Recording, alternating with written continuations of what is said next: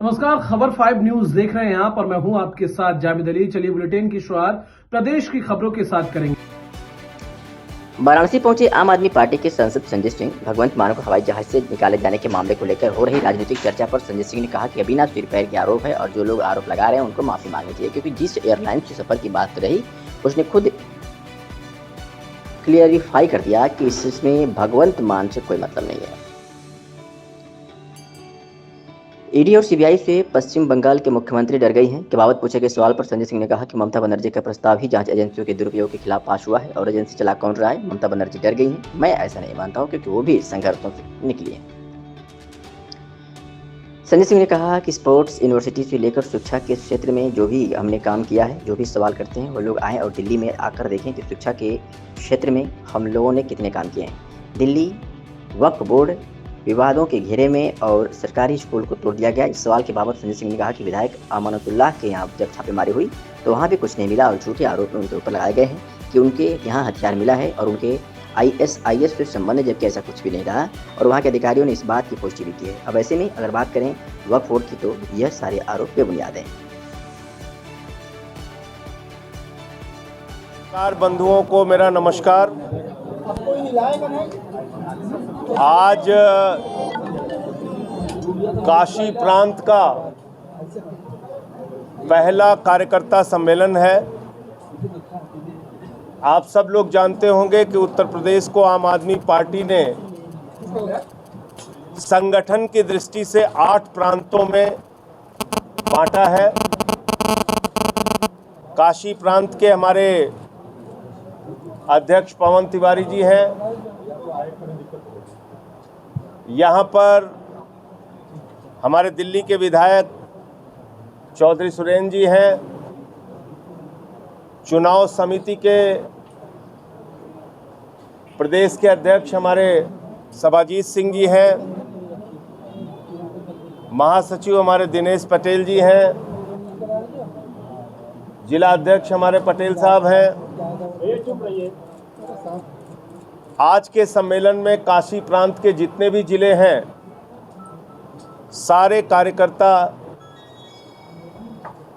काशी की धरती पर इकट्ठा हो रहे हैं और इस प्रांतीय सम्मेलन का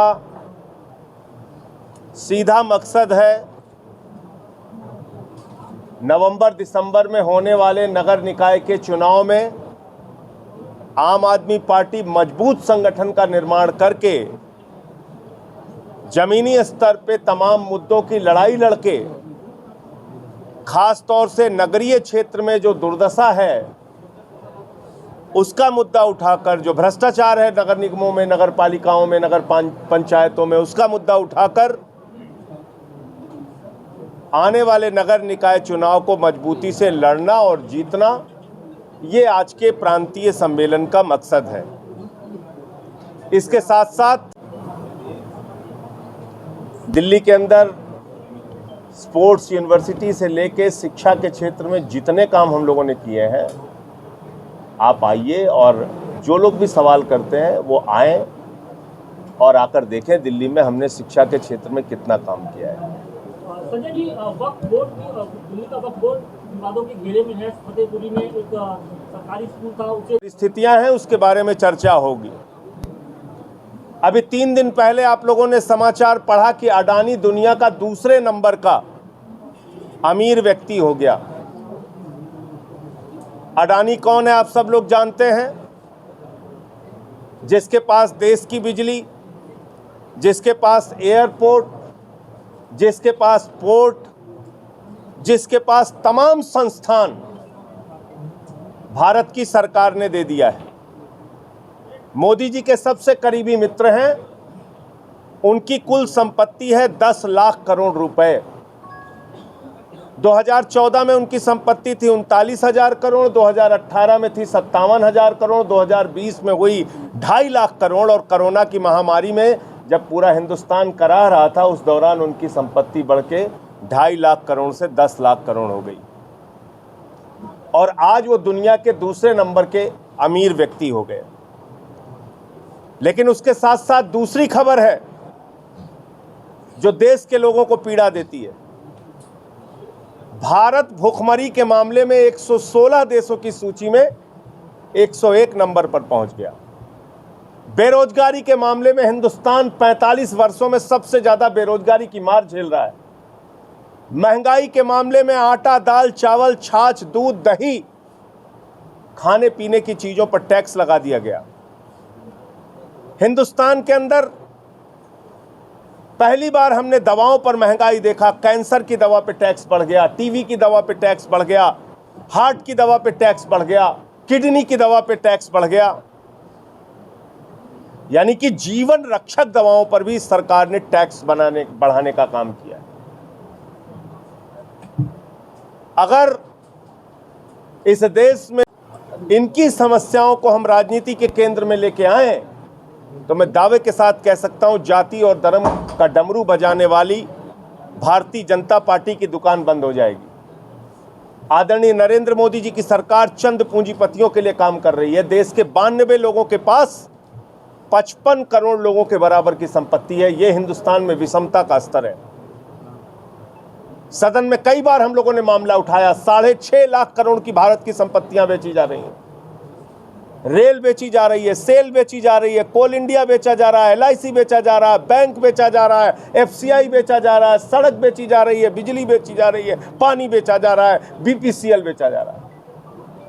मुनाफे की तमाम कंपनियां हिंदुस्तान की बेची जा रही हैं। और जब भी हम जैसे लोग सवाल करते, सरकार कहती है घाटे में चल रहा था इसलिए एयरलाइंस बेच दिया, रेल बेच दिया, सेल बेच दिया, कोल इंडिया बेच दिया। मैंने कहा दुनिया का एक व्यापारी मुझे दिखाओ जो घाटे का सामान खरीदता हो। क्या आपने सुना है कभी घाटे का सामान कोई खरीदता हो? हमारी मुनाफे की कंपनियां बेची जा रही हैं और उससे मुनाफा कमाने के लिए चंद पूंजीपतियों का रास्ता खोला जा रहा है। आम आदमी पार्टी इसका विरोध करती है। 2.5 लाख करोड़ रुपए का बैंक का कर्जा एक व्यक्ति पर है, अडानी पर। 6,000 करोड़ नितिन सदेसरा लेके भाग गया, 9,000 करोड़ रुपए विजय माल्या लेके भाग गया, 3,000 ललित मोदी लेके भाग गया, 20,000 करोड़ नीरव मोदी लेके भाग गया। और आप सबकी जानकारी के लिए बता दूं, भारत का खेल बजट, हिंदुस्तान के करोड़ों युवाओं के लिए भारत का खेल बजट है मात्र 3,000 करोड़ रुपए। यानी जितना अकेले ललित मोदी लेके भाग गया उतना पूरे भारत का खेल बजट है। हमें गुस्सा नहीं आता, हमें नाराजगी नहीं होती इन व्यवस्थाओं पे। और इसलिए इन तमाम मुद्दों को लेकर उत्तर प्रदेश में पिछले दिनों सेल्फी विद सरकारी स्कूल का अभियान हमने शुरू किया। आदित्यनाथ जी के सरकारी स्कूलों की हकीकत हमने दिखाया। हजारों स्कूल, यहीं काशी के अंदर ऐसे स्कूल दिखाए हमारे साथियों ने जिसके बगल में एक खतरे का तालाब है जहां बच्चे किसी भी समय गिर सकते हैं। ऐसे स्कूल दिखाए जौनपुर के साथियों ने, अमरोहा के साथियों ने, बांदा के, ललितपुर के साथियों ने, जहां छत गिर रही है, बच्चे जमीन पर बैठे हुए हैं। यही मिर्जापुर सोनभद्र में नमक रोटी बच्चों को खाने की दी जा रही है। ये आप लोगों ने, मीडिया वालों ने खुलासा किया। सूखा भात खाने के लिए देवरिया के स्कूल में दिया जा रहा है।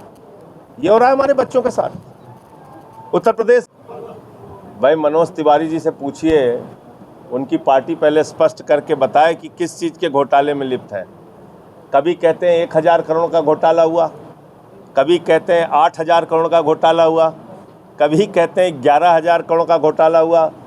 फिर हमारे खिलाफ प्रदर्शन करते हैं, उसमें लिखते हैं अपने बैनर पे 1.5 लाख करोड़ का घोटाला हो गया शराब नीति में। कुल दिल्ली का बजट है 70,000 करोड़, कहते हैं शराब नीति में 1.5 लाख करोड़ का घोटाला हो गया। 14 घंटे मनीष सिसोदिया जी के यहाँ छापेमारी की, कुछ नहीं निकला। बैंक का लॉकर चेक करने पहुंच गए, बच्चे का झुंझुना लेके चले आए।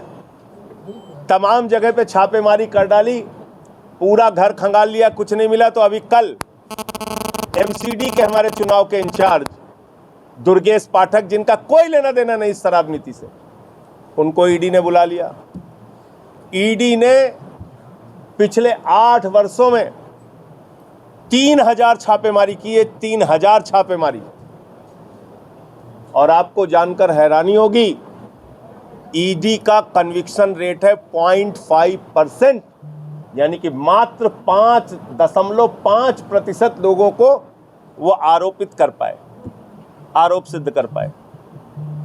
तो ऐसी संस्था के बारे में क्या कहें जिनका पूरा इस्तेमाल भारतीय जनता पार्टी और उसकी सरकार, मोदी जी विपक्षियों को दबाने के लिए और फर्जी जांच कराने के लिए कर रहे हैं। सर वहीं दूसरी ओर उत्तर प्रदेश में बदहाल स्वास्थ्य की व्यवस्था, उत्तर प्रदेश में किसानों की दुर्दशा, इन तमाम मुद्दों को हम लोग राजनीति के केंद्र में लाने का काम करेंगे।